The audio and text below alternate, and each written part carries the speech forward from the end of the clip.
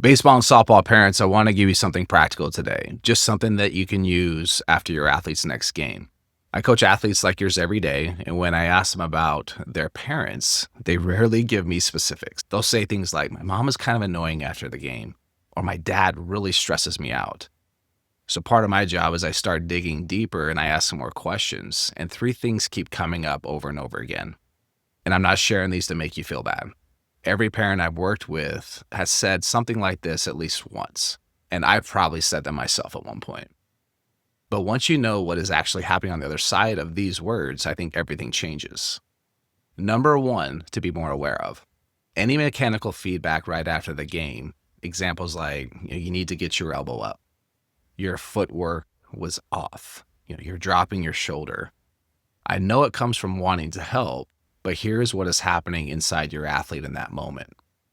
Their nervous system is still in this fight or flight mode from competing. So their brain is not in a place to receive your coaching yet. It's still in that place of survival. So what sounds like helpful advice to you, it's going to land like criticism to them. So may I suggest to you to try to save the mechanics conversation for the next day, maybe after practice, and preferably not in the parking lot right after the game. Then number two, the why question. Why did you swing at that? Why didn't you charge the ball? Why did you throw that there? These why questions after failure put your athlete on the defensive immediately. And they make a kid really kind of just feel stupid. It makes it feel judged at that exact moment. And they're already beating themselves up. So I don't think there's really a good answer to a why question after a game. It just feels like a lot of shame.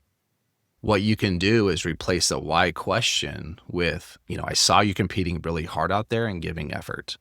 I think that's hard for most of us. Number three is the comparison or the expectation statement. You're better than that. I know you can do better. That's not the player that I know you are. This one's a little bit sneaky because it sounds like encouragement to us, right? But what your athlete hears underneath it is you did not meet my expectations today. And that just adds weight on top of an already heavy moment. Your athlete already knows they can do better. They don't need us reminding them every second of the day after every game. They need you to be the one person in their life who is not keeping score every single second. So here is what all three of these have in common is they all happen in the first 10 minutes after the game. And the research shows that those 10 minutes have more impact on an athlete's mental state